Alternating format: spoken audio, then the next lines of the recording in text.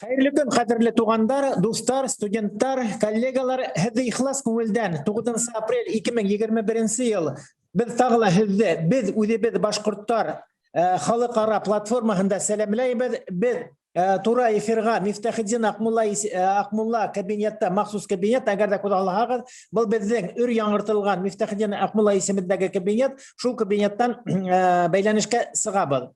Добрый день, дорогие коллеги, друзья, студенты, соплеменники. Мы сегодня работаем на платформе «Мы сами башкиры». Мы выходим на связь из кабинета Мифтахетдина Аƙмуллы, который мы полностью отремонтировали, который находится в Башкирском государственном педагогическом университете имени Мифтахетдина Аƙмуллы. Сегодня с нами будут работать народный артист Башкортостана, заслуженный артист Российской Федерации Ахтам Абушахманов. Вот рядом со мной сидит. Председатель правкома, руководитель проекта «Мы сами башкиры» Закира Бадридиновна Латыпова. Дальше доктор филологических наук Гульнур Харуновна Бухарова, наш преподаватель. Следующий преподаватель, доцент кафедры башкирского языка и литературы Зулейха Ахметовна Хабибуллина. Доцент кафедры башкирского языка и литературы Раушания Абдулхаевна Султакаева. Я буду вести прямую трансляцию. Закир Арсланович Алибаев, куратор проекта «Мы сами башкиры». О проекте коротко расскажет нам руководитель проекта Закира Бадридиновна. Добрый день, дорогие наши соотечественники. Чтобы было всем понятно, я буду говорить на русском языке, если вы не возражаете. Я хочу вас ознакомить сегодня не с содержанием, а со структурой нашей международной интернет-платформы «Мы сами башкиры». Для того, чтобы посмотреть внутри, я в конце вам скажу, нужно будет вам зарегистрироваться, и тогда вы сможете ознакомиться уже конкретно с содержанием контента, именно содержанием всего того, что там у нас имеется. Нами сейчас вот создана такая международная образовательная интернет-платформа «Мы сами башкиры». Башкорттар. Она направлена, это наш проект, и вот эта платформа наша направлена на установление и на развитие диалога по интернету вот в разных направлениях, межконфессиональных, международных, этнокультурных, да, направлений. И как раз вот это все происходит, мы сейчас вот как раз начали это делать между академическими сообществами Республики Башкортостан и вот как раз нашими соотечественниками всех стран СНГ. Вот сегодня вот мы как раз встретились с вами, уважаемые наши казахстанцы. Что содержится? Вот медиаконтент нашей интернет-платформы содержит вот то, что вы видите на слайде.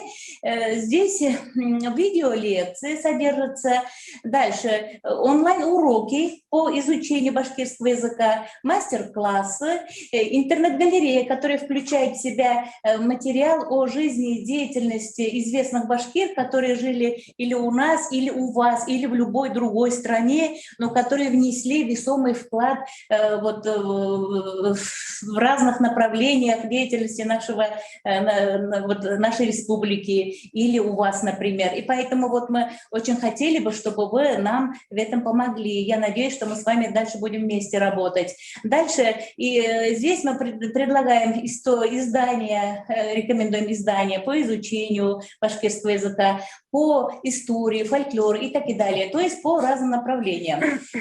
Есть у нас такая страница, как мастер-классы. Вот вы видите на слайде, здесь у нас 4 мастер-класса, они все записаны, и как раз мы их загружаем. Вы там сможете ознакомиться с содержанием этих мастер-классов, и можете все это изучить, и научиться тому, чему обучают наши мастера вот на этой странице.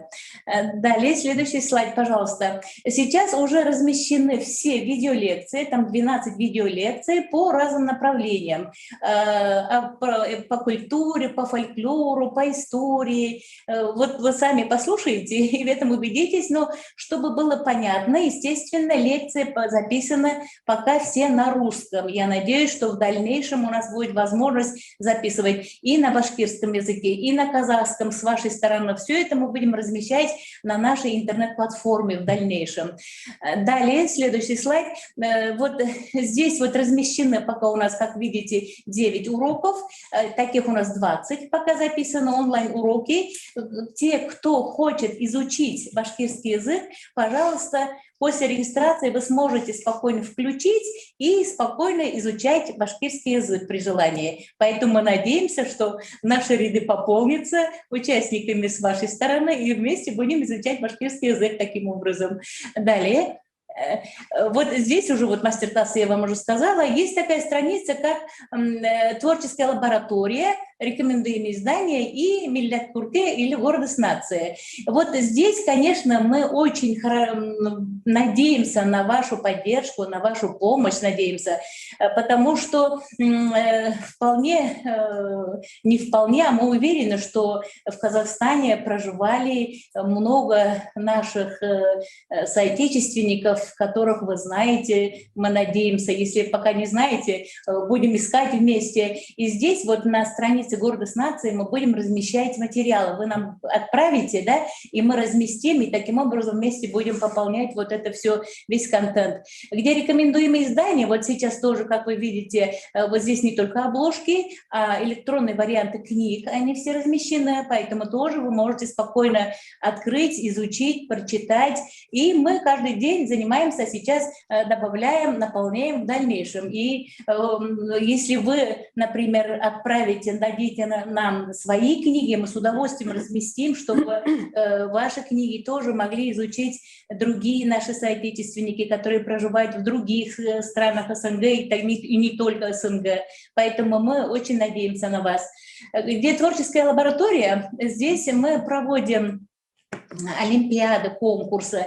Вот в данный момент там объявлены 2 конкурса. Первый конкурс — детские игры тюркских народов Евразии, и второй конкурс — это серебряное перо. Вот когда вы зарегистрируетесь, вы спокойно сможете зайти, изучить условия. Вот сейчас как раз до конца апреля идет у нас сбор материалов. В конце апреля будут подводиться итоги, поэтому очень надеемся, что вы примете активное участие вот в этих наших конкурсах. Следующий.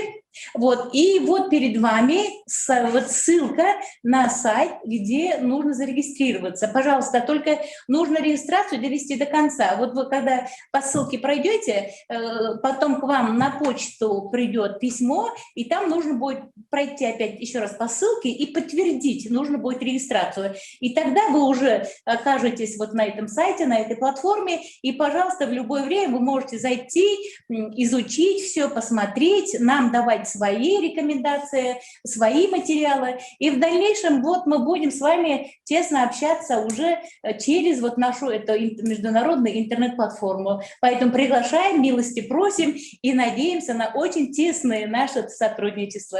Спасибо и до встречи уже в дальнейшем на этой платформе. Спасибо. Зур рахмат, Закира Бадридиновна.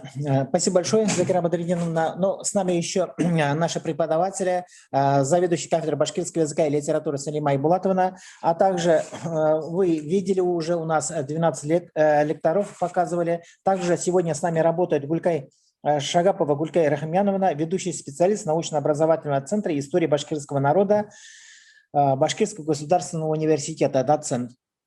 А также наши студенты.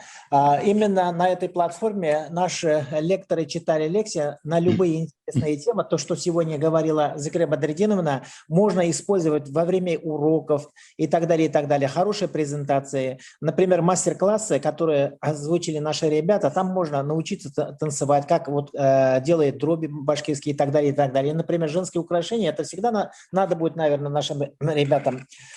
Вот мы всегда, когда выходим в прямой связи с нашими друзьями про Казахстан, очень можно много говорить. флаге, потому что соединение к русскому государству Казахстана, это впервые было с нашими дипломатами, это Алдар Исакаев, это такая личность, на самом деле, вот первый дипломатический корпус российского государства как раз возглавлял Алдар Исакаев, Алдар Батыр.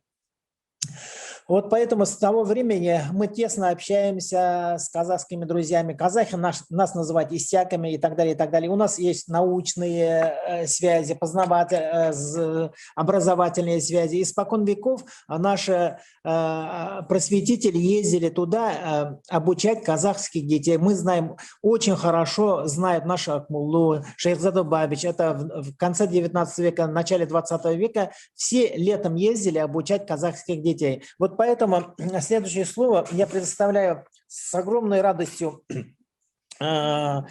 Хайруллину Грифу Газитовичу. Он родом из Башкортостана, живет в городе Алмате. Его выступление называется «Находясь вдалеке от Родины». Рахмат, рахмат. Алмағыз, қадірлі яқташтар, туғандар. Бүгінгі ұшырашуда һеҙҙе барығыҙҙы күреүемә ысын күңелдән шатмын. Тарихи ватаныбыҙҙан алыста торһаҡ та беҙ илебеҙҙе онотмайбыҙ, ундағы ваҡиғалар тураһында белеп торабыҙ. Һеҙҙең уңыштарығыҙға шатланабыҙ, әлбиттә. Өфө яғынан килгән артистарҙы ла көтөп алабыҙ. Сығыштарын һоҡланып ҡарайбыҙ. Қазақстанда хәҙер 17 мең тирәһендәге башҡорттар йәшәй. Дөрөҫ һаны перепистан һуң билгеле буласаҡ. 2003 йылда башҡорттар һаны 23 меңнән артығыраҡ ине. Уларҙың күбеһе Ҡарағанды, Ҡостанай, Аҡмола, Павлодар өлкәләрендә тора ине. Уҙған быуаттың ахырында татар һәм татар-башҡорт милли ойошмалар ҡорола башланы. Һуңыраҡ айырым башҡорт ижтимағи үҙәге Шевченко, хәҙерге Аҡтау ҡалаһында ҡоролған ине. Председателе Минзилә Байбулатова ине, хәҙер Гүзәл Бутченко. Был үҙәк татар үҙәге менән берлектә эшен алып бара. Республикалык башҡорт үҙәген ҡору тураһында ла һүҙ сыҡҡан ине. Беҙҙең өлкәләрҙә татарлар менән башҡорттарҙы берләштергән үҙәктәр ҡоролдо. Конгресс татар и башкир Казахстана дип аталған ойошмаға бүген 28 үҙәк һәм 11 филиал ҡарай. Уларҙың күбеһе татар-башҡорт үҙәктәре исемен йөрөтә. Үҙебеҙҙең «Фикер» газетаһында, Башҡортостан материалларында һирәк булһа ла урын алып тора. Поскольку речь зашла о совместной работе башкир и татар, разрешите мне продолжать наш разговор на русском языке, дабы избежать неточности при переводе. Я уверен в целесообразности создания совместных этнокультурных объединений татар и башкир в Казахстане.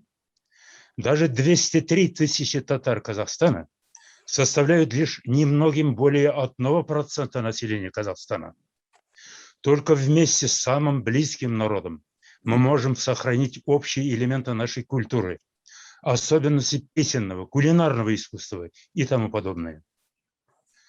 Занимаясь вопросами межэтнических отношений, сохранения родных языков в полиэтнических государствах, я все больше убеждаюсь в том, что проблема сохранения богатства национальной культуры и языков тюркских народов настоятельно требует их взаимодействия. Небольшие по численности народы, не имеющие своей государственности, в своей перспективе обречены на постепенное исчезновение. Вы, наверное, прекрасно знаете, что каждый год исчезают десятки, сотни языков в мире. Именно это подтверждается всей историей человечества. Крупные государства обычно стремятся к унификации своих граждан. Лишь взаимодействие и взаимная поддержка могут способствовать сохранению культур этих народов в той или иной степени. Существует же, к примеру, российский мир, который имеет государственное финансирование. Стало быть, может действовать также и тюркский мир, который стоял бы на позициях сохранения и развития культуры и языков тюркских народов России. Не является секретом информации и о некоторых башкиро-татарских трениях. поддерживаемых и усиливаемых с определенной целью. Полагаю, что следует все силы приложить к тому, чтобы искоренять подобные трения и укреплять дружбу между народами, особенно между родственными народами. Ведь не случайно пословица гласит: «Айрылғанда аю ашар, бөлінгенде буря ашар». Проблема эта не может быть отложена на будущее, ибо можно и опоздать с ее решением. Об этом, кстати, однозначно предупреждал некогда и Ахмулла. Послушайте, пожалуйста. «Ни файда ах ургандан, үлгенден хоң, эш үтеп гүр кадагын күргенден хоң». Бүйік шағырға еріп, мен де ошындай сөздерді язғайным. Ни файдаһы, әгәр ах урһаңда, үкенһәң дә, әммә һоңынан. Ердә эзләреңдә комдар батар. Бер ни калмады халган юлыңдан. Үҙең ҡара бөтөн эштәреңде, йәшәгәндә фани донъяла. Уфтанырға туры килмәҫ һуңыраҡ. Ошо хаҡта, баҡыйлыҡта ла. Бөтөн эшебеҙҙе ҡулыбыҙҙан килгәнсә үҙебеҙ бөтөрәйек. Киләһе быуындар беҙгә рәнйемәһен. Сүземне йомғаҡлап, тағын шуны әйтәсем килә. Бүгенге конференция Аҡмулла исемендәге Башҡорт дәүләт педагогия университеты хеҙмәткәрҙәренең тырышлығы арҡасында үткәрелә.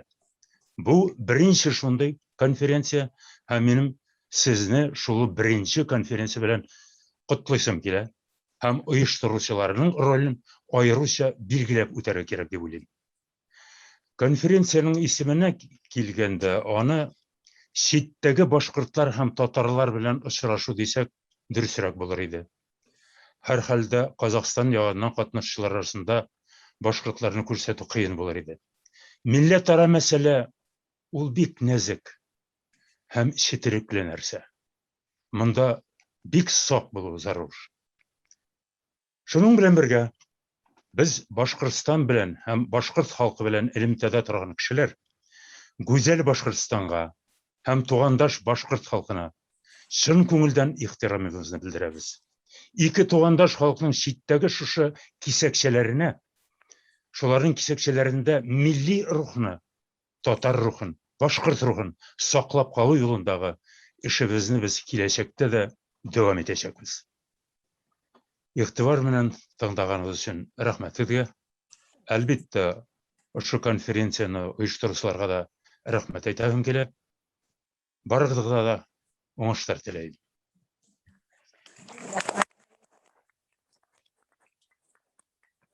Зур рәхмәт, Тимур Заһит улы.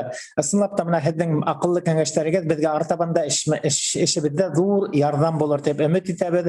Һәм һеҙҙең тыуған яғығыҙға Дүртөйлө районы Миңеште ауылына барған ваҡытта беҙҙең бөйөк шағирыбыҙ Назар Нәжмиҙең беҙ әле генә 100 йыллығын үткәрҙек.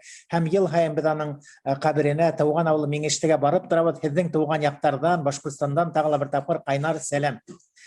Рәхмәт һеҙгә. Назар Нәжминең бер шиғыры бар ди, ғәфү итәсегеҙ. Үзегез башладығыз Назар Нәжми турында.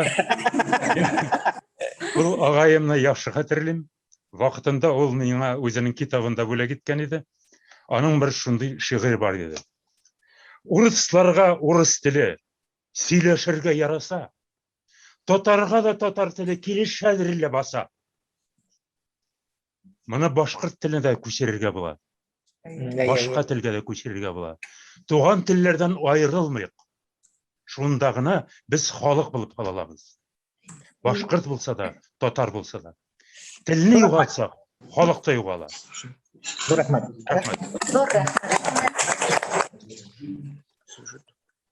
У нас в Башкортостане развивается самое молодое искусство, это киноискусство. На основе вот этого киноискусства лежат телефильмы, фильмы, которые снимали другие киностудии. У нас сегодня мы имеем большой потенциал башкирского киностудию, башкирский киностудию. Сегодня с нами народный артист Башкортостана, заслуженный артист Российской Федерации, лауреат премии имени Салавата Юлаева.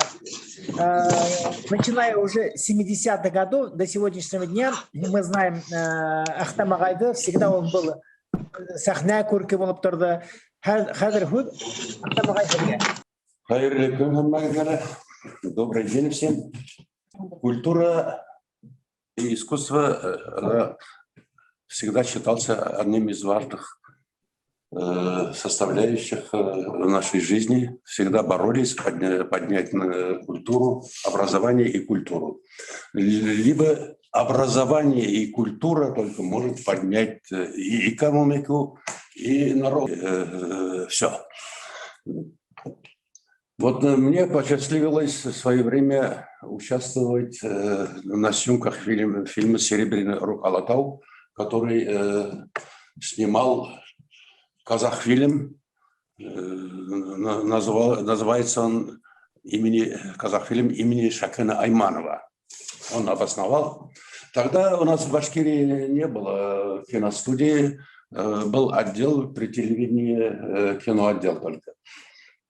Вот. Поэтому, наверное, наши башкиры, которые окончившие ГИК, работали в Казахфильме. Это Асхат Ашрапов из Ишимбайского района, хороший друг нашего поэта Рами Гарипова. Они вместе учились в первом интернате и до конца жизни дружили. И Малек Якшимбетов, который тоже окончил и работал в Казахфильме, потом он после перестройки переехал в телевидение. И благодаря их поддержке я каким-то образом попал в эту киносъемку, кинофильм, Казахфильм. Вообще культурная связь при Советском Союзе, союзными республиками, между народами была очень высокая, так скажем.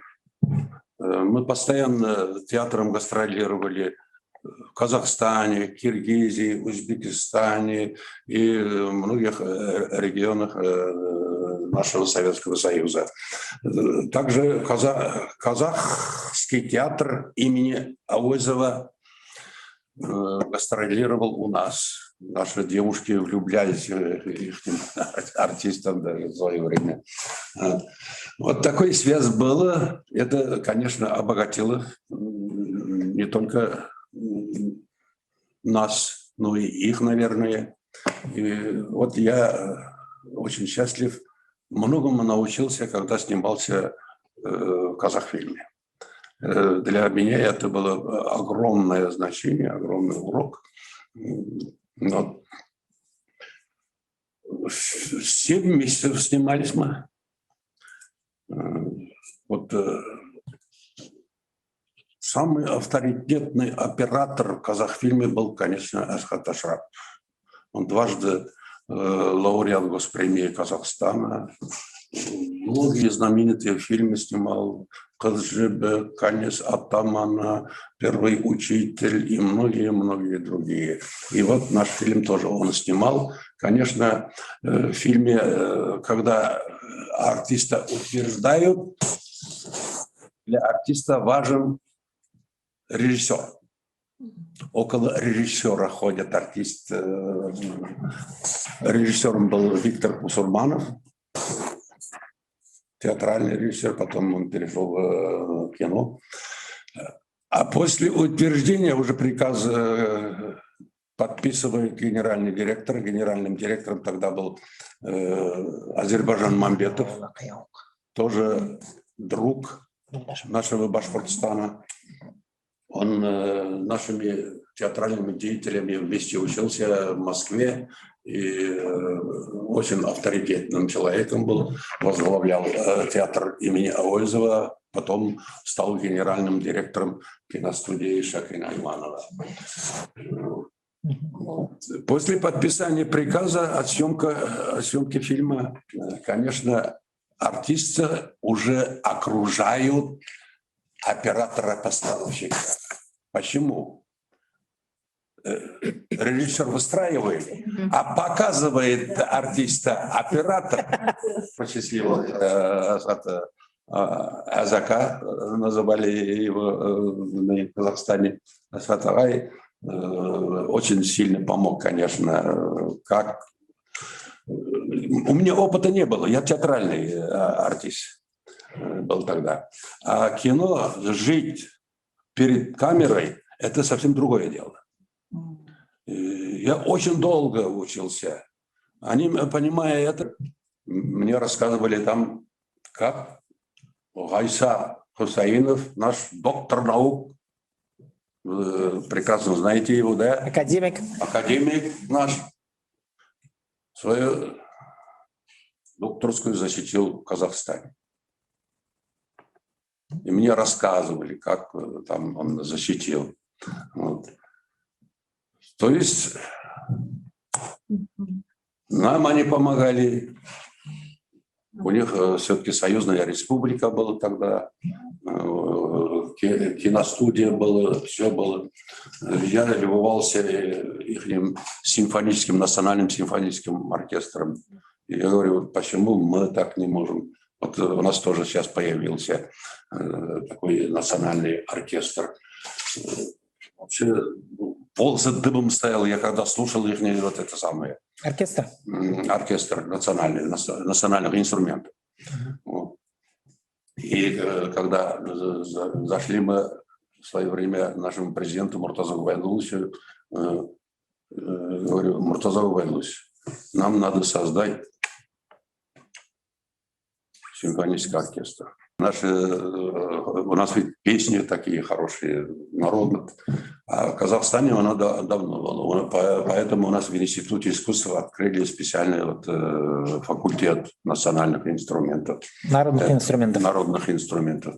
Вот поэтому многому мы в свое время мы учили казахов, мы лечили их. Наши учителя там работали. Тот же Акмулла, Бабич и многие другие, которые не знаю. Потом мы от них учились, так скажем. Так что у нас дружба была и, наверное, дальше и будет. Рахмат, Ахтам Ахатович. На самом деле, еще можно дополнить, да, вот то, что Ахтам Ахатович говорил, Аллаха шукр, мы вот у нас когда-то было прозабытый вот кылкубыз, благодаря казахским друзьям мы полностью восстановили башкирский кылкубыз. Теперь именно в Академии искусств сейчас преподают этот инструмент, по этому инструменту. При Сараеве посол России был башкир. Представляете? И еще... Видео бар. Видео. Ахтам Ахатович. Бізге қарау да берелер. Сіздің ойнаған фильмдің исемі біз видеолар бұнда келтірген ек, һәм костюм нисек һайлап алды deyip бұна ядалар һорайлар. Так, вот на костюм. Хәзер видео қарап алайық та. Кайсар Алимкулов, год рождения 1947. Профессия шофер. Бывшее место работы автоколонна номер 3. Полгода назад автокатастрофа с наездом. Суд, кассация, пересмотр дела Верховным судом республики, пересуд, новый приговор оправдать. Лишен права работы на транспорте в течение 5 лет.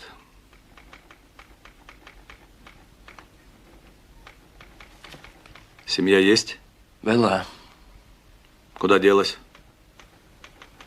Жена подумала, дадут большой срок. Забрала дочь. Ушла к другому. Плохо. Нормально. Ушла, значит, с другим ей лучше. Ей лучше, тебе хуже.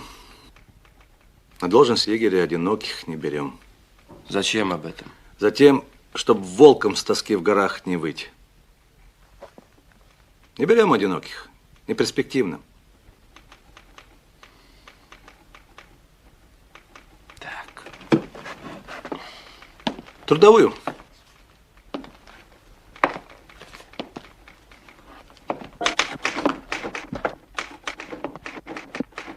Алимкулов! А ты еще-то никуда не оформлялся? Официально? Нет, не оформлялся. Вернись, Поговорим. В распадке Табанташи погиб егерь. Сорвался с тропы и в пропасть. Несчастный случай. Так установили фактор исследования. Но до этого в него дважды стреляли. Согласен на его место? Согласен.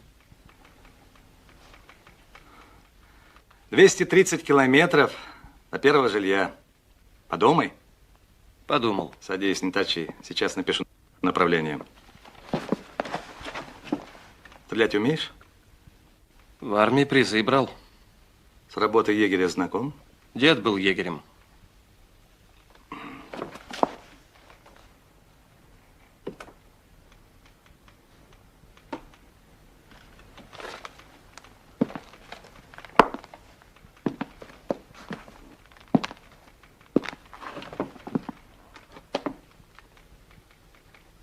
Держи.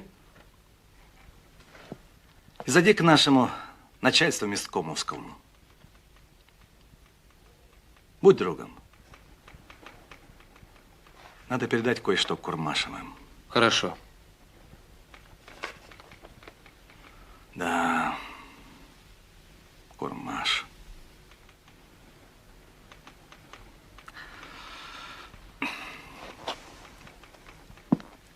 А тебе совет. Развод не давай. Мирись. Забирай ее в горы.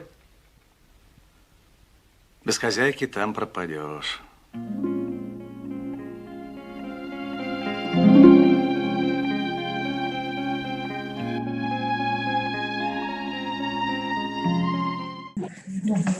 Спасибо.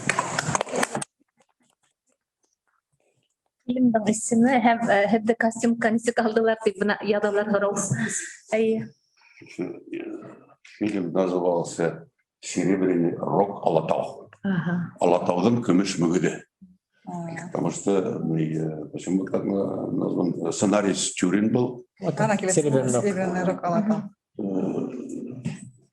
По сценарию, конечно, по-другому немножко было. Изменили, потому что цензура контролировала. Стреляют олениху, падает, там это самое, так начинается фильм, и олень рогами, который кричит и называется серебряный рог. Вот этот олень постоянно этого браконьера он преследует, и в конце фильма должен был его заколоть рогами. Ну, это, конечно, что, у нас советского закона нету, что ли?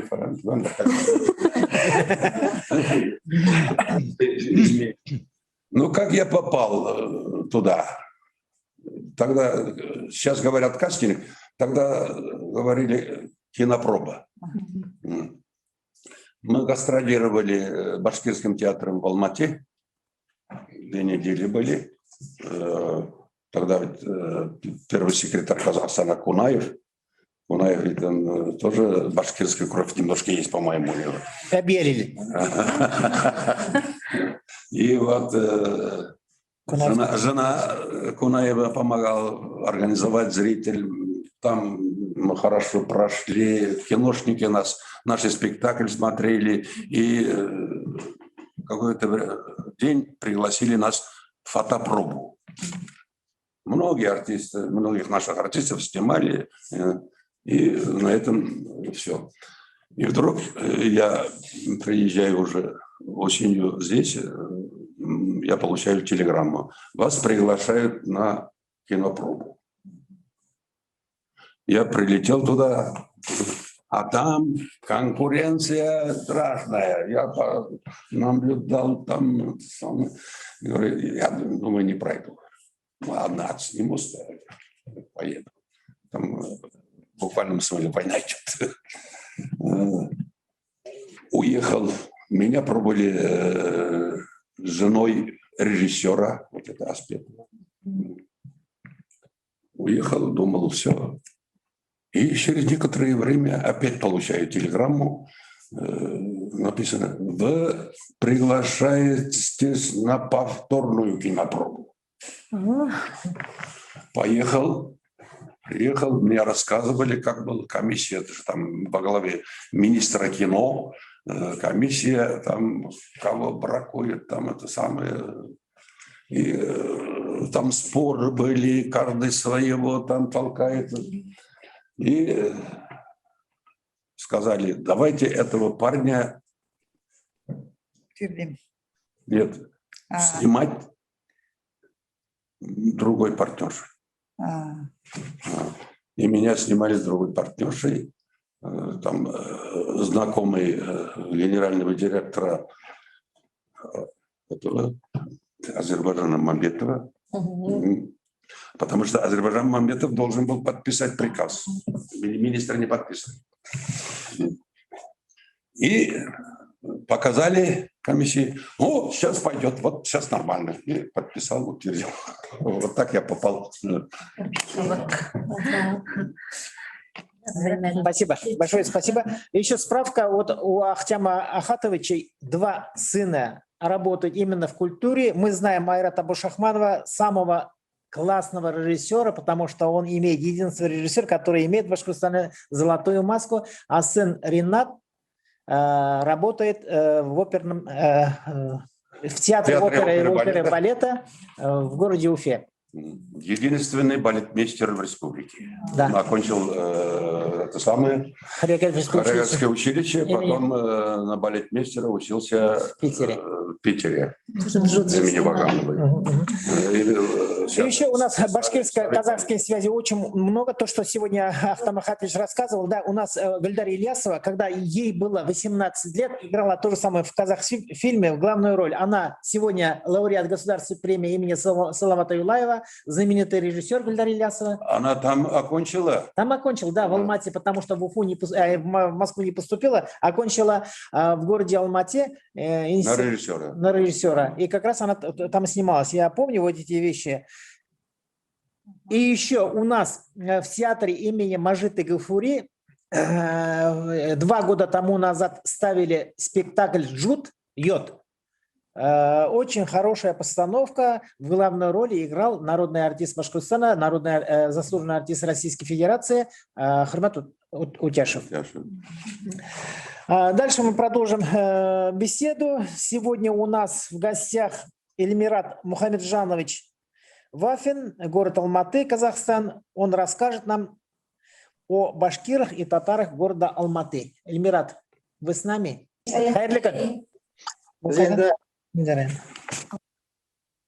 Татар башқұрт өзағы туралы енді көп еллар ішлеймін сонда. Татар башқұрт өзағы болған екен, бұл бізде енді қатынашқанлар, татарлар һәм башқұртлар. Мен енді мына нече мұхим әйбірлерін айтасым керек, соң мен орыс тілге көшерім. Біз былтыр өткізген еді конференция, біздің 30 ел болған еді, сол өзәкке, сонда біз енді орыс тілді башқарармын. Когда советское общество стало на путь перестройки, то все знали, что перестройка нужна, но как ее провести и какие должны быть конечные цели, вряд ли кто-либо четко представлял. Кураторы из-за рубежа знали, куда вести, но что получится, они тоже вряд ли представляли. Многое делалось на ходу. И совет общественной организации начали возникать, куда пришли научные деятели, бизнесмены, но при союзе общественных организаций не было. И очень было все это организовать. Мы тоже пришли в общественный центр работать, но не знали, куда и как вести людей. При принятии решения по тем или иным проблемам мы ориентировались на запросы людей, властей, оценивали риски и свои возможности, кадровые, финансовые, материальные. Когда меня пригласили в Татаро-Башкирский культурный центр в конце 1994 года, за плечами у меня был опыт работы зам генерального директора геологического объединения, работа в научном исследовательском институте, старшим научным сотрудником. Более 4 лет на самостоятельном бизнесе. Работать с людьми на производстве я умел. А в условиях рыночной экономики, развала всего, как руководить и куда вести общественный коллектив. Тем более, что здесь не только ровесники моих родителей, но и люди, к которым мои родители относятся с большим уважением. А мы возвращаемся из Китая, воспитанных в почтении к старшим и старейшинам. Я вошел в правление и возглавил его. Надо особо отметить, что в работе центра большую роль играли возвращенцы из Китая. Так в составе избранного в 1994 году правления из 18 членов 6 были Тайлхлар, из Совета старейшин из 10 6, из 3 членов ревизионной комиссии 2, всего 14 человек, или 50% это были возвращенцы. Почему? Важный фактор именно возвращенцев из Китая. Сообщает Леонид Сведущий, что татары в крупных городах, как Урумчи, Кульджа, Чугуча, Китай, жили обособленной общиной, как все другие национальности. Имели своего руководителя в лице Аксакала, свои фонды, вакуф для финансирования потребностей общины. Имели мечети, национальные школы, библиотеки, работали различные кружки, театральные, рукоделие и так далее. Тайлхлар, придя в центр, стремились в условиях развала Союза и трудностей становления самостоятельного Казахстана внедрить среди татар и башкир Алматы те формы организации общины, которые работали долгие годы в Китае.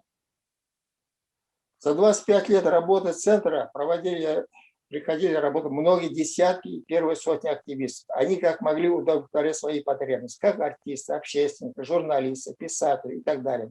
И потом уходили, удовлетворенные плодами совместных наших дел или глубоко разочарованные невозможностью задействовать свой потенциал. В этом плане я хочу рассказать о тех башкирах, которые работали у нас в центре. Вот мы в 2004 году выпустили книгу «Татары и башкиры Алматы». Здесь на тот момент мы собрали ту информацию, которую могли. Из них вот Аминев Абдул Малик Ахметович родился в селе Асаново Пермской губернии Екатеринского уезда. Ребенку остался сиротой. Более подробно, если работал в Алматы, тогда это столица Казахстана, окончил Казгу и до выхода на пенсию проработал экономистом при Госплане КЗСР. Вот принимал активное участие в наших работах. Председатель ревизионной комиссии. Каймирасовы – это семья очень знаменитая. Тансулу Гемаловна родилась в деревне Аркаул, Салаватского района, Башкирской ССР. Она закончила техникум и работала в Казахстане и защитила кандидатскую диссертацию в 1977 году за открытие и разработку полиметаллического месторождения Жайрем получила звание лауреата Государственной премии СССР. Материалы я уже отослал. Каймирасова Айсулу Гемаловна, 69-го года, 29-го года рождения. Одной из первых в Казахстане стала осваивать исследовательскую работу на электронном микроскопе. Разработала методики исследования золоторудных сульфидов с невидимым золотом. В 1975 году защитила кандидатскую диссертацию по теме тонкодисперсное золото сульфидов. Вот. Каймирасов Урал Гемалович поступил в Казгу, это 28-го года рождения, факультет журналистики. Направлен был работу в молодежной газете «Ленсмена», где проработал от корреспондента до зава. Отдела. Одновременно был секретарем парторганизации и редакции. В 1963 году по приказу ЦК Казахстана был направлен на Кастар, где проработал до конца практически своей жизни. Должность от редактора до зав. Отделом спорта, культуры и науки. Теперь они у нас работали, приходили И вот сейчас я хочу показать вам еще одно фото. Наверное, вы в курсе дела. Я сегодня только сходил на кладбище. Кладбище у нас в Алмате центральное, на Ташкентском называется. Академик, герой социалистического труда Ахмед Сафин Уфа Миндыбаевич.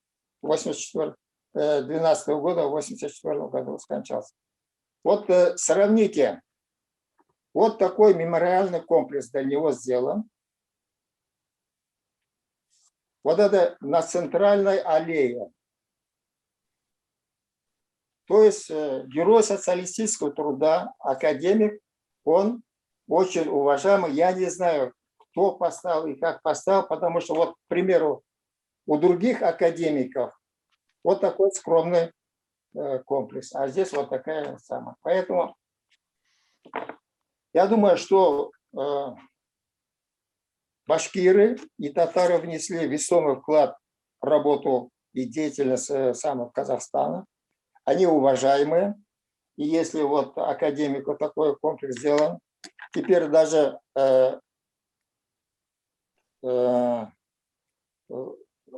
Алмате, допустим, 42 улицы названы фамилиями знаменитых, я не знаю, там не написано башкир, татар и башкир, 42 улицы. Это Алмата, столица Союзной Республики, и просто так имена там не дают. Значит, согласовано, и у них весомый результат был. Теперь также выходила энциклопедия 96-го года, где тоже 38, скажем так, татар и башкир, они включены в энциклопедию Алматы. Поэтому здесь, в Казахстане, с большим уважением относятся к татарам, башкирам. Я не знаю, в настоящее время они как представлены в науке, культуре и так далее. Это статистики я не владею. Но в наших центрах вот они есть. Мы продолжаем работать, наш центр. У нас есть свое помещение, которое мы купили на свои деньги. Кстати, это такой очень редкий фактор, чтобы общественный центр имел свое помещение. И надеемся, что продолжать будем работать и в дальнейшем. Хотя в настоящее время очень мало присутствует людей, там в основном бабушки и дедушки, но я смотрю с оптимизмом на этот фактор, что в дальнейшем государство будет все больше внимания уделять неправительственным организациям, таким как мы, отдавая им некоторые функции. Эта тенденция наблюдается в развитых государствах. Поэтому творческие личности, чтобы реализовать свои потребности, могут прийти в культурный центр, чтобы попробовать свои силы и старания в тех или иных замыслах. Потому что с каждым годом у нас на работу будет отводиться меньше времени, и у людей будет свободное время. И я надеюсь, что свободное время некоторые люди будут посвящать общественным организациям. Вот так. Благодарю за внимание. Если какие-то вопросы будут, да, можем. Да. Эльмира, спасибо огромное за такую интересную информацию. И очень большая просьба к вам. Вот сейчас вы же издали вот энциклопедию, вот сборник выпустили, да, с биографическими данными. Вы, пожалуйста, можете нам передать вот эти данные, чтобы мы разместили на нашей вот международной интернет-платформе на странице «Гордость нации». Мы про всех напишем и разместим информацию. Я вам передал вот эти вот камерасы, вот Обенева. А вот сегодня вот это фото, это очень интересное фото, как это самое... Ахмед Сафин, как его зовут? Еще раз повторите, пожалуйста. Имя, отчество. Ахмед Сафина, имя, отчество. Уфа Миндыбаевич. Умедбаевич. Yok, ismi. Ульфат Умедбаевич. Вот я покажу вам. Миндыбаевич, Уфа. Вот, посмотрите более внимательно. Видно, да? Алло. Да, видно. Вот. Псевдоним. Я вот посмотрел другие центры, да? Они, это не самое лучшее, конечно, но это центральная аллея, и очень уважаемые люди там, ну, Казахстана, скажем, и среди них вот он. Поэтому Электрон почта бар ма ағайдан? гордитесь таким человеком. Нурахмат, спасибо большое. Вы эти материалы, если отправьте нам, мы обязательно разместим именно в галерее «Гордость нации». Ссылка, естественно, на вас, что это вы издали. Да.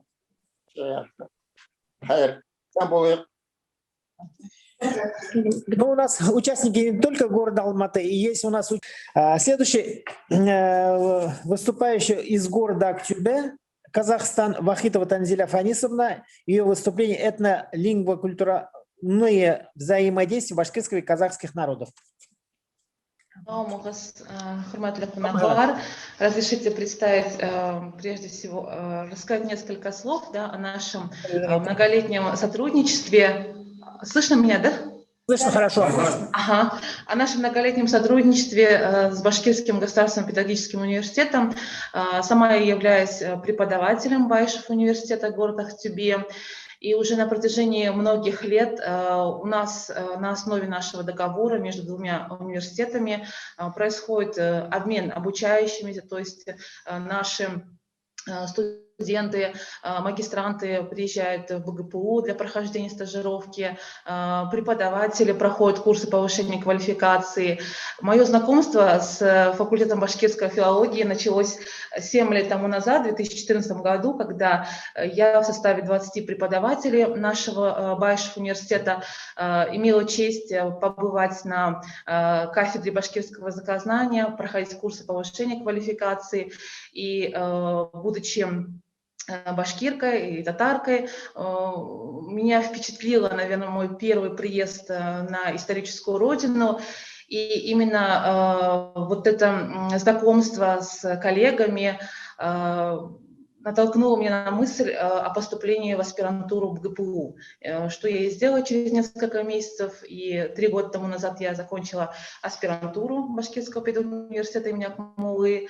Впоследствии защитилась там же, в городе Уфе, в БГУ, Башкирском государственном университете, кандидатскую диссертацию. И продолжаем наше тесное сотрудничество, участием в различных научных мероприятиях, в ежегодных конференциях, акмуллинские чтения, в свою очередь преподаватели из БГПУ с нашей дружеской кафедры башкирского языкознания также присылают нам свои научные публикации для нашего сборника. То есть вот такое вот плодотворное сотрудничество наблюдается у нас уже в течение многих лет. А сегодняшний свой небольшой обзор о связи, о дружбе двух народов, башкиров и казахов, хотел бы представить в своей презентации. Главное, единое этническое происхождение и территориальная близость двух народов, казахского и башкирского, наложили свой отпечаток на материальную и духовную культуру. Распространенными формами башкиро-казахских связей были межэтнические браки, также кочевка на общих пастбищах в древние времена, участие в совместных праздниках, в таких состязаниях между батырами, как борьба, скачки, стрельба из лука. На сегодняшний день существует ряд работ, в которых отражено башкиро-казахское взаимодействие. Хотелось бы представить на следующем слайде, да, или я могу как-то... Ага. Да, несколько наиболее значительных работ XVIII века и ранее, и поздние работы представлены на слайде в монографиях, диссертации, различных очерках, где сказано было о кочевом образе жизни обоих народов, об их генетическом сходстве, о исторических событиях. При изучении родового состава башкир мы находим одноименные племена, которые имеются и в составе казахов. Можно следующий слайд? Это такие племена, как Табын, Тама, Тиляу, Тас, Тана, Кирит, Жахалбайлы, Кангы, Дулат, Уйсун и другие. Распространенность этнокультурных контактов также определяется действием и других факторов. Общее у башкиров и казахов было единый род занятий в древние времена. Это скотоводство, можно следующий слайд, что определило тип кочевого жилища юрта у обоих народов. Также у башкир и казахов важное место занимал конь, как животное, которые используют для выполнения различных хозяйственных работ, а также привлекали к участию в различных национальных играх, таких как скачки и другие. Башкиры и казахи известны своими музыкальными способностями, своим ораторским искусством, участием в песенных состязаниях. Это айтыс у казахов, у башкиров айтыш, где акыны, сказители импровизируют и демонстрируют свое искусство с использованием такого инструмента, как домбра. Также сходство между двумя народами имеется и в декоративно-прикладном искусстве. Как вы видите на слайде, и башкирские, и казахские орнаменты, они представляют собой узор, составленный на основе геометрических фигур, зооморфных и растительных элементов, что также отражает философское бытие, взгляд на мир обоих народов. Тесным контактом послужило также то, что башкирские и казахские языки относятся к одной языковой семье. Да, вот забыла сказать, да, что орнаменты действительно имели очень важное значение. Это казахский орнамент, им украшали интерьер, одежду, жилище, оружие и так далее. И возвращаясь снова к сказанному о сходстве языков, надо сказать, что языки обоих народов принадлежат к тюркской группе языков, отличие в подгруппе. Башкирский язык относится к кыпчакско-булгарской подгруппе, а казахский язык к кыпчакско-ногайской подгруппе. И мы видим, что оба языка относятся к одному типу, это агглютинативный тип, то есть словообразование происходит за счет присоединения аффиксов. И на примере слово «балык», который как в казахском, так и в русском языке переводится как «рыба», мы видим, как произошло словообразование путем добавления аффикса «с», «балкс» у башкирском языке, и в казахском языке «балкш», что переводится как «рыбак». В обоих языках также отсутствует категория рода, предлоги и приставки. Это то, что касалось небольшого лингвистического сходства. Также при описании народов, этнокультурных особенностей мы знаем, что важное значение имеет система терминов родства, которая у башкиров и казахов относится к классификационной системе.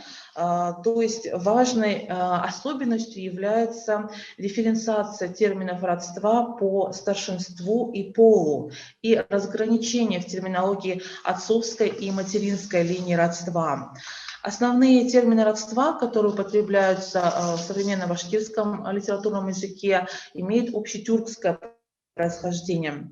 И как мы видим на слайде, я взяла несколько терминов, которые имеют употребление в башкирском и казахском языке. Ата переводится у башкир как отец, а у казахов отец и дед. Ата-баба в обоих языках имеет одинаковый перевод «предки». В некоторых говорах в башкирском языке используется слово «апай», которое переводится как «старшая сестра». У казахов «апа» – это старшая сестра. Карандаш в казахском языке «карандас» – младшая сестра. И младшая сестра у казахов именно по отношению к мужчине. По отношению к женщине употребляется термин «сынлым». Также в обоих языках используются термины «кел» – зять, «килин» – невестка, сноха. Кайнага, старший кровный родственник мужа, жены. Каинбика, каинтута, старшая кровная родственница жены. И, естественно, отражение данных терминов родства нашло в народной сокровищнице, это в пословицах, в которых отражается также мировоззрение народа, его житейский опыт. Посмотрим на пословицы, в которых провозглашается важное значение семьи. Башкирская пословица «Накылы гайля иль тирагы» – крепкая семья, опора страны. «Балахыс гумыр хунген гумыр» – бездетная жизнь, угасающий уголь. «Балалы үй базар, балахыс үй мазар». Вот эта пословица идентичная. В казахском языке такая же пословица существует, но немного по-другому произносится. «Балалы үй базар», баласыз үй мазар. Дом без детей могила, дом с детьми базар. Ағайын алтау болса, адам тимейді. Казахская пословица, когда твоих родичей много, никто тебя не тронет. То есть в данной пословице, как мы видим, провозглашается многодетные семьи, уважение и почет к семьям, имеющим детей, много детей, то есть продолжателей рода. На данном слайде мы видим национальное убранство казахов, юрта, национальные костюмы. Хотелось бы отметить также, что национальной чертой характера обоих народов является гостеприимство. Башкиры и казахи с уважением относятся к пришедшему в их дом человеку и выставляют на стол все имеющиеся у них припасы. И считается, что человека нужно сначала накормить, напоить, а потом расспрашивать. И к гостю относится как к Божьему посланнику, что также нашло свое отражение в следующих пословицах. «Атылы кунак гилаган, атын да кара». Башкирская пословица: если гость приехал на коне, угости и гостя, и коня. Сылы кунагын келсе, итіне сүйек таста. Казахская пословица: если пришел уважаемый гость, и собаки его кинь кость. Урап бирма кунахыса гриб бир. Не нужно спрашивать гостя, хочет ли он есть. Башкирская пословица. И у казахов: кунак килды, рысын ала килды. Гость приходит, счастье в дом с собой приводит. То есть данные пословицы, данные парымии отражают мировоззрение народа, его отношение к различным ценностям, к семье, к людям, к друзьям и так далее. Подводя итоги, хотела сказать, что оба дружеских народа имеют много сходства. Мое небольшое сообщение – это только лишь краткий обзор общего у двух народов, которых объединяют исторические, этнические, культурные связи, язык, уклад жизни, традиции и вера. И хочется поблагодарить организаторов проекта «Мы сами башкиры», поблагодарить факультет башкирской филологии, который начал работу над проектом, благодаря которому, я думаю, что и мы, люди, живущие, к сожалению, не на исторической родине, но также принадлежащие к башкирам, к татарам, у нас есть такая возможность изучать свой родной язык, то есть вспомнить о своих корнях. И я думаю, что данный проект, он вносит особый вклад в развитие башкирского языка, башкирской культуры и в укрепление дружеских связей между нашими странами. Большое вам спасибо.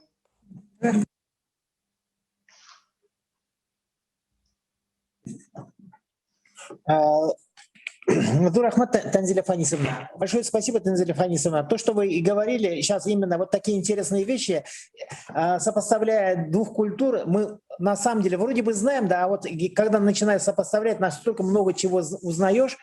А на самом деле у меня один вопрос есть. У нас в последнее время очень хорошо Приветствуется игра «Лак». У вас есть... Какая игра?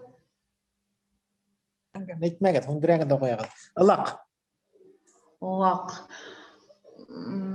А смысл, суть игры, что-то я вроде бы Суть не игры — слышала. это во время единых играют две команды на конях. Мужчины в основном, да, по 6, по 5 человек в каждой команде и борются за овса. В каждой... Есть такое. Скажу сейчас об этом. Как раз Хорошо, хорошо. Да, есть такое, кукпар. Есть. Есть, да? Хорошо. Могу сказать, у нас есть такая игра, это забивание козлов, когда вот действительно суть игры заключается так, как вы сказали. Спасибо большое. Ну, мы как раз подходим к этой теме. У нас есть как раз, там было объявлено, мы сами башкиры на платформе два конкурса. Это детские игры, один из них, и Турский, «Серебряное перо», второе. Сегодня как раз о детских играх расскажет нам кандидат филологических наук Гулькайр Рахименовна Шигапова. Включенный. Презентацию можно? Да. Так, добрый день, дорогие друзья. Хайрлы күн, кадерлі достар. Благодарю за возможность выступить на столь высоком собрании. Я хочу представить вашему вниманию свое небольшое сообщение о том, что общего в игровой культуре у башкир и казахов. Если бы можно было бы назвать по-другому этот доклад, то, учитывая, что вот сегодня уже здесь сказали, учитывая общность в языке, в культуре, в истории какие-то общие моменты, я бы свой доклад назвала, может быть, так: мы ближе, чем мы думаем. Можно следующий слайд?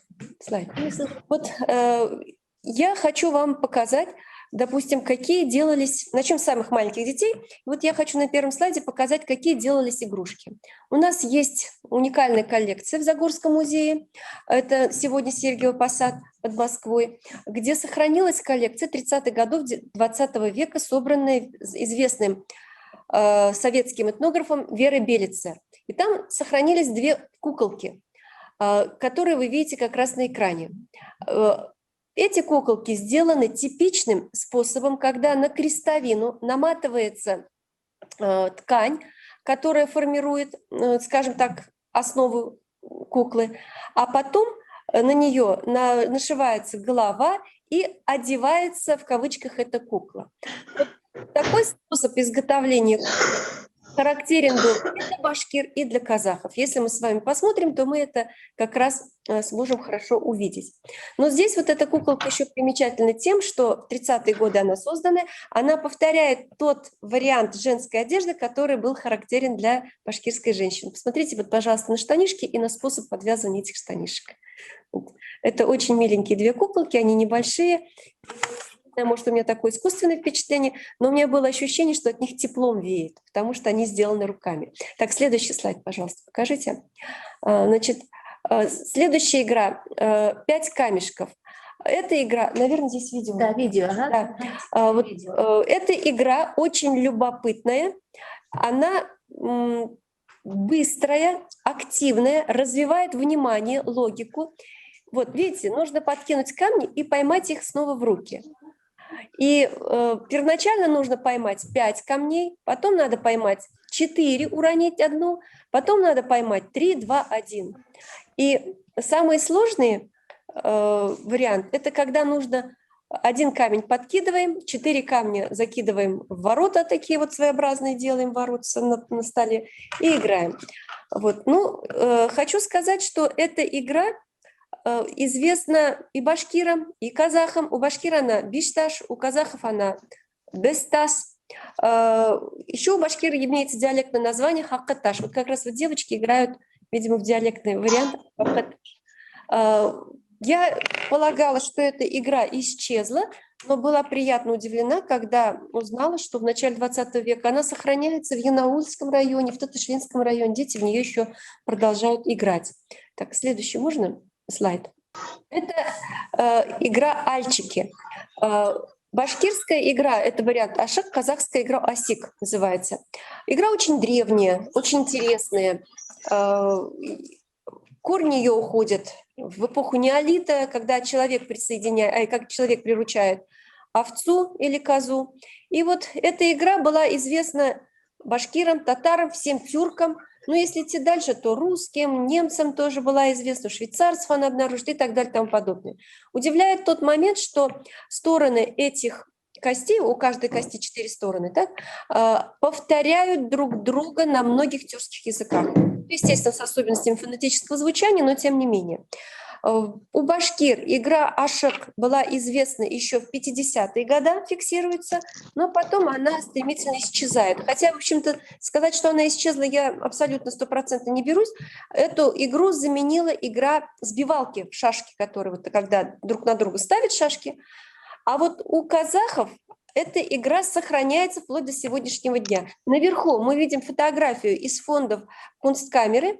Это старики играют в ашек, это фотографии начала 20 века, а внизу современная этнография из просторов интернета, где дети играют в эту игру. Есть у меня очень интересное видео, но которое я здесь показывать не буду, казахское, которое как раз рекламирует, скажем так, у детей эту игру. Так, пожалуйста, следующий слайд. Вот в языке ашыкларын, пусть ваши, как это, асыкларын гил алсы булган. Вот это есть и у нас тоже. Следующий слайд покажите, пожалуйста. В Казахстане 3 памятника альчикам. У нас вот я здесь покажу только 2. Один в Астане находится. И следующий слайд покажите. В Алма-Ате должен находиться. Ну и что, такой бы памятник не мешал где-нибудь и нам устроить и вообще пропагандировать эту игру. Потому что игра очень интересная и активная. Она вот реально вызывает интерес, даже когда изучаешь ее. Так, следующий слайд покажите, пожалуйста. Вот здесь есть игра Актиряк-Коктиряк, по-казахски она называется Айгулюк. Я даже не стала искать и там, и в другом месте слайд, потому что игра абсолютно идентична. Мы все ее знаем. Названий у нее много. Кондалы скованы, там Актиряк-Коктиряк, потом еще какой там это Кымкаряк, там еще такие. Кымкаряк, разные варианты. Ну, один игрок из другой команды, игрок из команды разбивает цепь в другой команде и забирает с собой людей, и таким образом выигрывает та команда, которой не остается ни одного человека. Эта игра широко распространена и сегодня. Так, следующий слайд, пожалуйста. Вот игра Кумыр-Юдык. Тоже все мы знаем ее. У казахов она тоже называется Кумыр-Юдык, иногда Юдык-Таш называется. Единственное, что могу сказать, встречала однажды такое утверждение, что у казахов эта игра игралась во время свадеб, и играли в нее молодые юноши и девушки, и передавали колечко изо рта в рот, якобы. Ну, может быть, так. Я судить не берусь, потому что это было единственное свидетельство, больше не было. Но игра очень популярна у девочек и сегодня в нашем регионе, полагаю, в Казахстане тоже. Так, следующий слайд, пожалуйста. Вот есть у нас игра Кыткоу. И у казахов, точнее, была у нас игра Кыткоу, скажем так. Есть она и у казахов на сегодняшний день. Об этой игре писали многие исследователи начала 20 века. Заки Валиди даже оставил нам упоминание. Вот справа у меня, конечно, это постановочная фотография, а вот слева казахская игра, она не постановочная, она реальная, видимо. Обратите внимание, пожалуйста, в 2 фотографиях показано все действие. В первом случае девушка имеет право мужчину бить нагайкой. Ну, во-первых, она имеет фору во времени, она скачет раньше, уезжает, а парень за ней через некоторое время выходит. Девушка имеет право от него уворачиваться, имеет право его стягать нагайкой, в то время как парень должен ею завладеть, скажем так, и сорвать у нее поцелуй. Вот после этого считается, что он победил. И вот в этих 2 фотографиях как раз показано, что девушка его преследует. Здесь впереди она от него вырвалась. Была еще одна фотография, но уже сюда не влезла, где они едут рядом вместе. И это вот действительно не постановочная фотография, а реальное, видимо, действие. Даже шапку у нее на бикрень. Вот здесь не видно, но шапку у нее на бикрень, то есть во время. И вот эта игра, о которой вы говорили, Кукбуры. Следующий слайд покажите, пожалуйста. Игра очень интересная. Во-первых, сразу хочу сказать, что это не тюркская игра, это игра иранская все-таки, да. Но взаимодействие культур было таково, что она стала казахской, киргизской, соответственно, каркалпакской и так далее. Вот. А у башкир она зафиксирована только на территории современных проживания племени Бурзян. О ней сообщает нам Руденко, правда, со ссылкой на Назарова, и он ее описывает, но без каких-нибудь упоминаний. А вот у казахов эта игра сохранилась и существует. Суть ее довольно серьезная. Речь идет о борьбе между двумя родами, когда закалывалась туша козла или барана, и ее, эту тушу, бросали посередине поля. И с двух сторон всадники верхом на лошадях скакали, должны были схватить эту тушу, и дальше начиналось, собственно говоря, действие. Первый тушу схватил, второй ее тащит. При этом вот внизу на кадре очень хорошо видно, туша разрывается, получается две части. Команда делится на две части, каждый скачет за своей, да, потом на 4 части там, и так далее. В общем, пока вот эта баранья туша не будет растерзана полностью, или пока кто-то не увезет его настолько, что оставит ее целиком. Сегодня я хочу сказать, эта игра включена в тюркские игры, всемирные тюркские игры. И я была очень удивлена, когда увидела, что ее включают как свою уже и народы, тюркские народы Алтая. Таким образом мы видим, как культура развивается и перемещается дальше. Так, и еще одна игра, о которой уже говорили сегодня, это казахские и башкирские скачки. Здесь, как говорится, комментарий излишний, да? Это любимая обязательный пункт программы на сабантуях и на казахских празднествах тоже. Так, следующий слайд покажите, пожалуйста. Значит, кроме того, какие еще игры есть? Хукартака, слепой козел, да, или хапаляк, или там еще другие названия, скамкильде, удендеюм и так далее и тому подобное. Махмуд Кашгари говорил об игре у башкир осто-осто, то есть полетел-полетел. И яшерам яулығымды, потом убыр қарсық, аларым кош, бирмам кош. Аналоги есть у казахов тоже. Можно список продолжать, я просто не стала. Их очень много. И зададимся, конечно же, вопросом, а что же тогда у нас отдельного, различного, да, общие особенные все-таки? Отличия проявляются в фольклоре, в названии игр. Вот, например, у нас игра Аккурак-Тирак-Кук-Тирак, а название у казахов Айгулюк.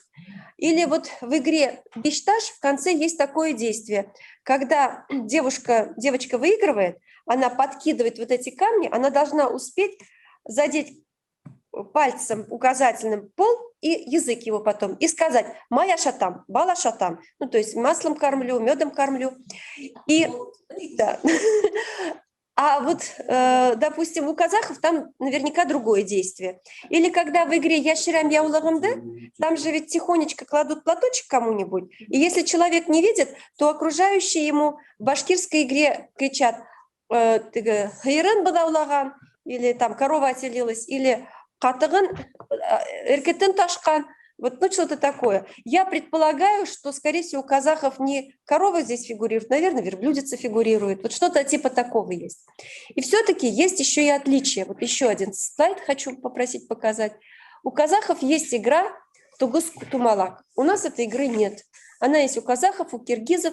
Очень сложная игра, мужская игра, которая предполагает совершение ряда действий с тем, чтобы вывести свои фишки в одну часть. В общем-то, я подробности этой игры особо не могу сказать, возможно, где-то я ошибаюсь.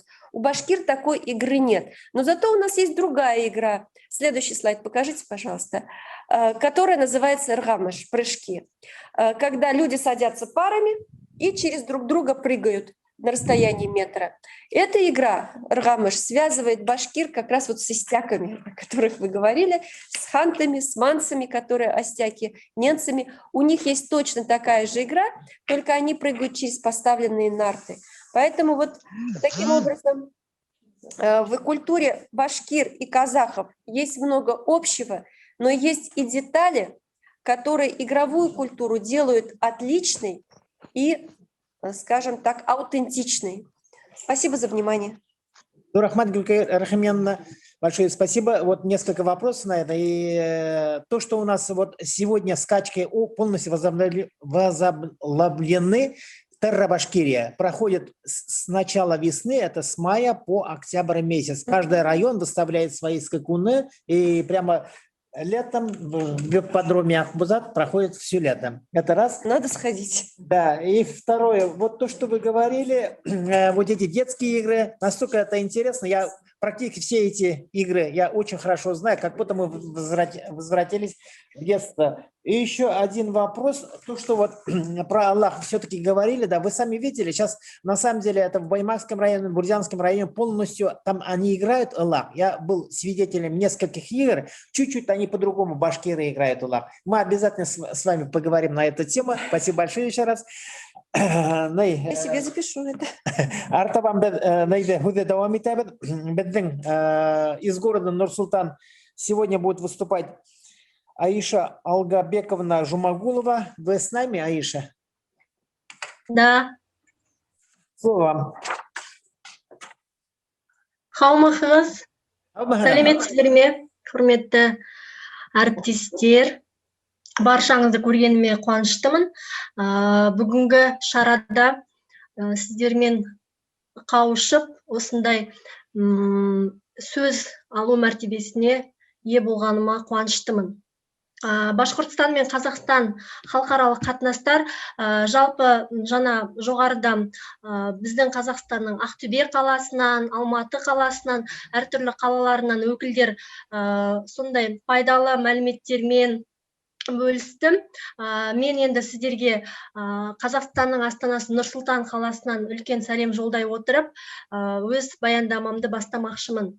Жалпы Башқұртстан мен Қазақстанның Астанадағы шаралары өзара өте тығыз. Сонау 2004 жылы Башқұртстанның президенті біздің елге ресми сапармен келген болатын.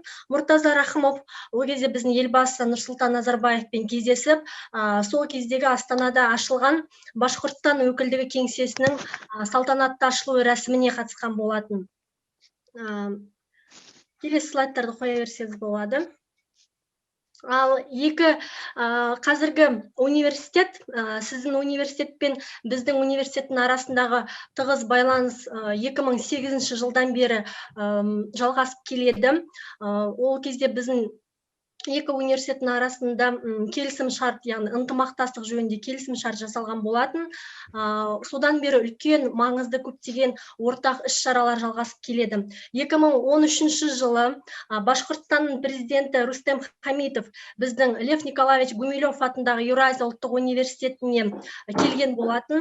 Біздің университетте ол кісі дәріс оқыды және Башқұртстан мемлекетіндегі жоғарғы оқу орындарына біздің студенттерді қонаққа шақырған болатын және сондай-ақ білім алуға да шақырған болатын. Ол кісі былай деді: біздің жоғарғы оқу орындарында Қазақстаннан 300-ден астам студент оқып жатыр. Бұл көп емес және біз осыдан да көп студенттерді қабылдауға дайынбыз. Біздің жоғарғы оқу орындары білікті мамандарды даярлайды. Бұл тұрғыда жоғарғы оқу орындары жүйесінде ынтымақтастық арта түседі деген болатын Хамитов. Жалпы осы шара барысында біздің екі университеттің арасында мәдени, ғылыми ынтымақтастық туралы келісімдерге қол қойылған болатын. Мына жерде суреттер көріп отырсыздар. Біздің Еуразия ұлттық университеті мен сіздердің университеттердің арасында ортақ өткізілген шаралардан бірер суреттер. Мәселен, мына жердегі сурет бұл полиэтникалық кеңістіктегі көптілділік мәселелер атты халықаралық ғылыми тәжірибелі конференциясында алынған суреттер болатын. Осы шаралардың жалғасы бізде бүгінгі күнге дейін жалғасып келеді. Жалпы біздің университетпен Ақмола атындағы Башқұрт мемлекеттік педагогикалық университетінің тек қана филология факультеттері ғана емес, сонымен қатар басқа да техника саласындағы, экономика саласындағы да факультеттері арасында өте тығыз байланыстар орнатылғанын біз куәсі болып жүрміз. Қазіргі уақытта да мен өзім 2019 жылы сіздердің университеттеріңізге келіп, ғылыми тағылымдамадан өткен болатынмын. Уфа қаласында болып, башқұрт халқының мәдениетімен, тарихымен, салт дәстүрімен, ғылымымен тығыз танысып, өте жақсы естелікпен қайтқан болатынмын.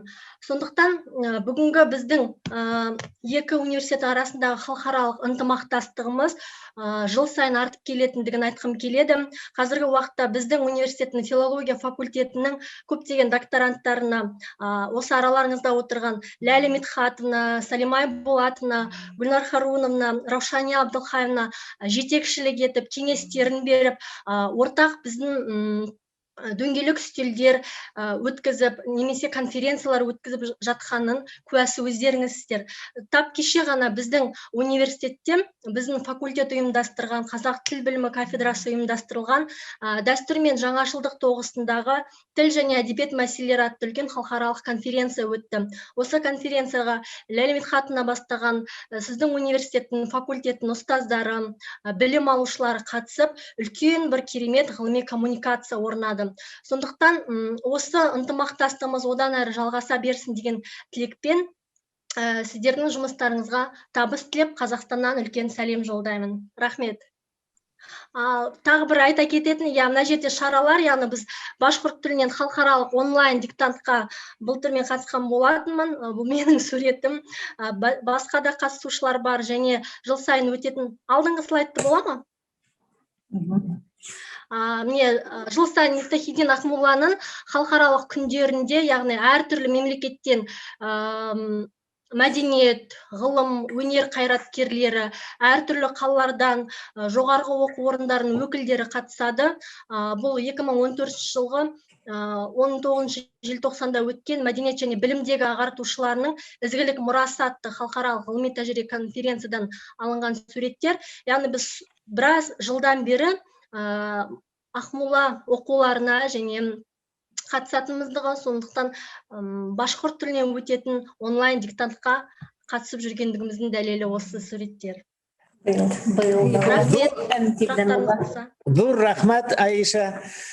Слово для приветствия руководителю этнокультурного центра Татаулық Раисе Николаевне. Город Атырау. Саламатсыздар ма, құрметті ағалар, құрметті ағайындар, әріптестер. Раиса Николаевна келе алмаған сияқты, қатыса алмаған сияқты. Сол себептен енді мен өте қуаныштымын. Осы 2 сағат бойы осы әңгімеден тіпті кете алмай, басқа шаруаларға кірісе алмай, осы айналып, осы телефонның айналасында жүрмін. Өте керемет әңгіме, керемет естеліктер. Біздің халықтарымыздың совет дәуірінде бірге өмір сүрген, бір тағдырда болған халықтарымыздың бірге осы күнге дейін тәтті болып, қайда жүрсе де, тіпті Башқұртстан болсын, Татария болсын, немесе Ресей болсын, немесе Қазақстан болсын, қай жерде де бір-бірін ұмытпай, бір-біріне осында үлкен қуанышпен, үлкен сыйлықпен қарағанына мен сондай қуанып отырмын. Дорогие коллеги, к сожалению, Раиса Николаевна не могла участвовать, я так думаю. Наш татаро-башкирский этнокультурный центр Татулық образован еще на заре независимости, еще до независимости, в 1988 году. Это одно из старейших этнокультурных объединений. Нурислам Хакимов – это человек, который взял на себя инициативу объединить всех татаров и башкир Атырауской области. У нас по последней численности, по последней переписи населения, татары составляют около 3000, башкиры 60 человек. Тем не менее, они у нас самые дорогие, самые золотые, хотя их мало. Для нас Уфа – это альма-матер наших ребят, наших казахстанцев, которые получили там образование и благополучно работают на нефтяных месторождениях Атырауской области. Это наши многочисленные родственники, наши племянники, которые объединяют наши две страны. Конечно, я не могу похвастаться очень известными учеными или актерами или спортсменами, но тем не менее у нас среди среди башкиров есть кандидаты и доктора наук. Один из них Халид Джамалиденов. Я очень признательна всем организаторам сегодняшнего мероприятия. Мы его очень ждали, но, к сожалению, так сложились обстоятельства, что мы не могли предоставить молодежи услышать вот из уст ветеранов нашей диаспоры прекрасные рассказы о прошлом, о взаимодействии, о дружбе, о таком взаимном уважении наших народов. Я желаю ағалар сендерге үлкен мол денсаулық тілеймін. Жұмыстарың жемісті болсын, ұзақ өмір сүріңіздер. Менің тілегім осындай кездесулер көбірек болсын. Рахмет.